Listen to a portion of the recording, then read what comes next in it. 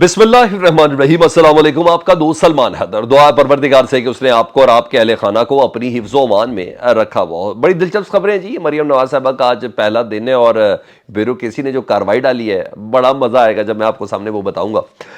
असतूर पे जो मुकदमा है वो पीका एक्ट के तहत हुआ है। हैरान कुन तफसीलात हैं, यानी काजी फायज ईसा साहब से हट के बहुत ज़्यादा मामला उनके निकल आए जी। और उसमें बहुत सी चीज़ें दुरुस्त भी हैं। मैंने जब चीज़ें आपके साथ शेयर करनी आगे चल के। इसके अलावा नून लीग, एमक्यू, पीपल्स पार्टी, इतना खौफ है इमरान खान का, पाकिस्तान तहरीक इंसाफ का, कि इतना खौफ है कि कहीं अक्सरियत ना आ जाए, कहीं ऐसा ना हो। वो डाका डाला खुद ही पहुंच गई जी इलेक्शन कमीशन पे।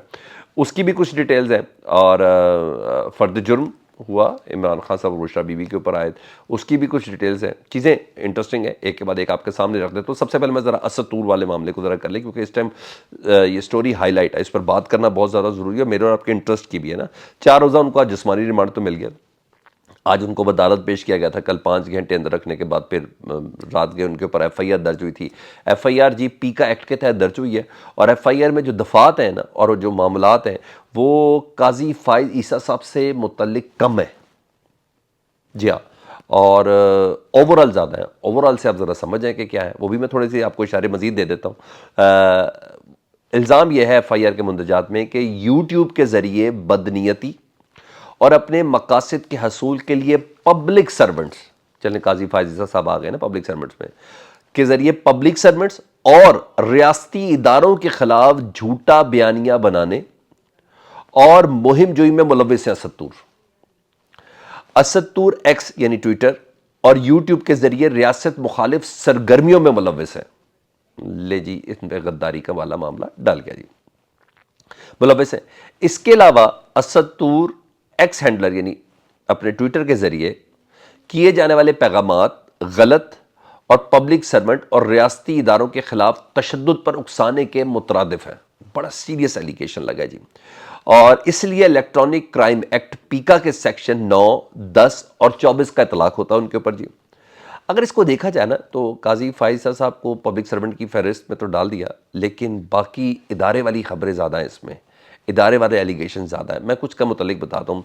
इन्होंने बेपर क्यों उड़ाते हैं असतूर, बहुत सी खबरें उनकी बिल्कुल बाउंस भी होती हैं और हाँ थोड़ी सी सनसनी फैलाई जाती है। जिस तरह उन्होंने खबर दी कि जी इलेक्शन के दिन या इलेक्शन के बाद ना joint chief of staff committee general Shamshad Akhtar ji, जी हाँ, वो इमरान खान साहब से जेल में मिले, ये उनकी खबर थी। अच्छा जी, और बड़ा उसकी प्रोजेक्शन हुई कि पता नहीं सारे मामला दुरुस्त हो गए। ये चीज़ थी। इसके अलावा इसमें कोई शक नहीं है, मैंने आपको बोला कि असतूर उड़ाते हैं। जनरल फैज़ साहब को कई बार गिरफ्तार कराया जी उन्होंने, कई बार उन्होंने गिरफ्तारियां करवा दी हैं और जाली खबरें भी थी।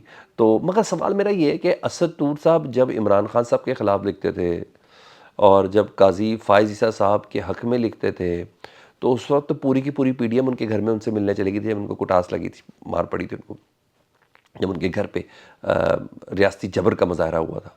और तो वहाँ तो असदूर साहब बहुत अच्छे थे और अब वही असदूर को अलग करके रख दिया उन्होंने। सवाल ये है बेसिकली। तो बहरहाल इसका मतलब है कि इमरान खान साहब का बर्दाश्त ज़्यादा था ना, उन्होंने असदूर को गिरफ्तार नहीं किया या अपने दौर में किसी को गिरफ्तार नहीं किया, बल्कि जो गिरफ्तार हुए उनको छुड़ाया भी। और हमने ये सवाल भी इमरान खान साहब एज अ प्राइम मिनिस्टर जब थे, हमने उनसे ये किया भी था, ठीक है जी। उन्होंने कहा मैंने गिरफ्तार नहीं किया बल्कि छुड़वाया था। तो बहरहाल ऐसा लगता है कि इमरान खान साहब का ज़रफ़ और बर्दाश्त ज़्यादा था एज़ कम्पेयर टू मौजूदा हालात में।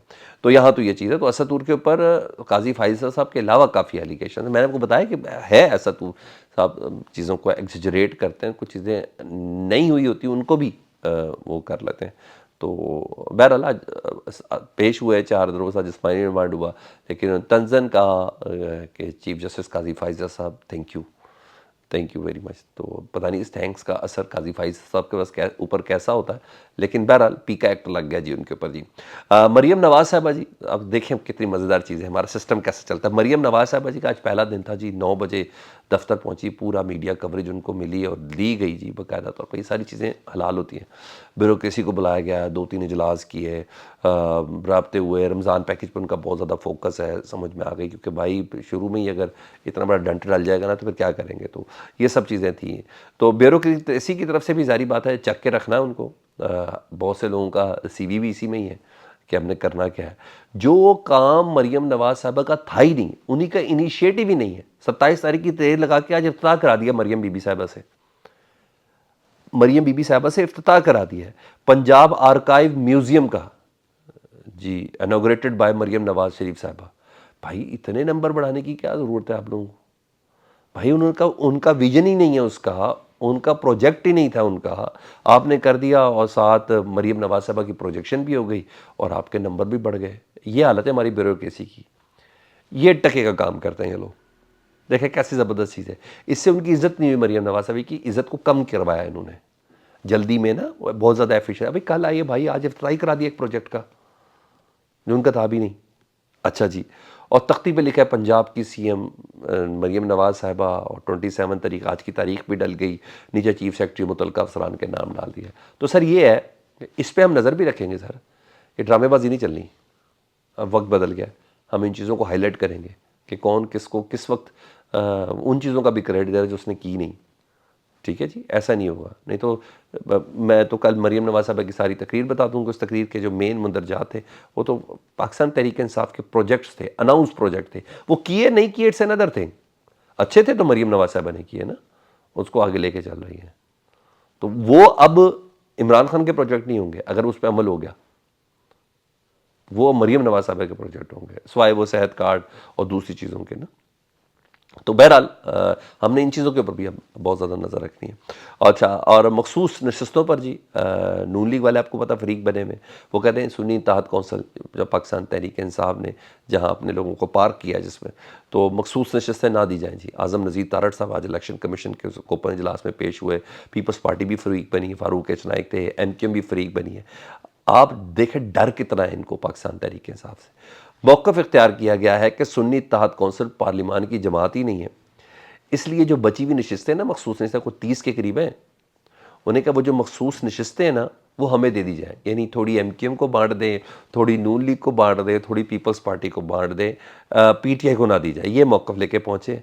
देखें डर है तो डाका भी दलेरी से मार रहे, मैं तो यही कहूँगा। अच्छा, तो आज भी फैसला नहीं हुआ और समात कल तक के लिए मुलतवी कर दी गई है। देखें क्या फ़ैसला करते हैं। मैंने 29 तारीख का अभी है, अभी तक इस पे वाज़े तौर पर नहीं है। जो कानून को समझते हैं, आइन को समझते हैं, वो तकसीम है इस बात पे कि सिर्फ़ और सिर्फ सदर का इनिशिएटिव है। आधे लोग कह रहे हैं, कुछ कहते हैं नहीं स्पीकर भी कर सकता है। स्पीकर तो एक दिन का है ना उस दिन। तो बहरहाल क्या होता है कौमी असम्बली के इजलास में, मेरी ज़ाती राय तो मुझे तो ये सिर्फ और सिर्फ एक डाका ही लगता है। आप कैसे कर सकते हैं पंजाब असम्बली का इजलास बुला के, कैसे कर सकते हैं कौमी असम्बली का इजलास बुला के, जब तक आपने एक पार्टी की उसकी नशिस्तें ही नहीं दी। दुनिया में क्या जवाब देंगे कि हमने अक़लियतों को इतना इग्नोर कर दिया है ना, हमने ख़वातीन को इतना इग्नोर कर दिया कि पार्लियामान में उनकी शमूलियत के बगैर ही पार्लियामान को मुकम्मल डिक्लेयर कर दिया। तो ये आना सुप्रीम कोर्ट में ये मामला, लेकिन आएगा ज़रूर। उधर जी केसेस का सिलसिला दोबारा से शुरू हो गया जी, और जज बशीर साहब की जगह जो नए जज आए थे उन्होंने आज काम शुरू किया। तवक्को किया था शायद वो दोबारा से केस शुरू करेंगे, लेकिन उन्होंने कहा नहीं जितना हमारे पास हुआ काफ़ी है। तो उनका भी एक सर्टन पंप होगा उनके पास। तो 190 मिलियन पाउंड केस जो मलिक रियाज साहब वाला है, उसमें जी पहली समाअत थी आज। इमरान खान साहब और बुशरा बीबी साहबा पर फर्द जुर्म आयद कर दी गई है। दोनों ने सख्त जुर्म से इनकार किया है। 6 मार्च को गवाहान को बुलाया है। जी हाँ, वो जो है ना वो उनके ऊपर जरा होगी। तो एक दिन में 6 मार्च को सारे गवाह बुला लिए जी।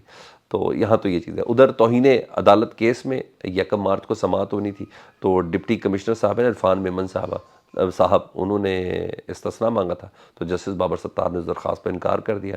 उन्होंने कहा जुम्मे के रोज़ मैंने फ़ैसला देना ही देना है। इरफान मेमन साहब को ये डर है ना कि कहीं उस दिन मुझे उठा ही ना ले, मैं गिरफ़्तार ही ना हो जाऊँ, तो ये डर है उनको। तो लेकिन 1 मार्च को ये फ़ैसला भी होने जा रहा है। ये सर मामलात हैं, मैंने कहा मैं आप तक पेश कर दूँ। फीडबैक से मुतालिक ज़रूर आगाह करें। अपना बहुत ज़्यादा ख्याल रखें। अल्लाहुम्मा सल्ली अला मुहम्मद व आले मुहम्मद।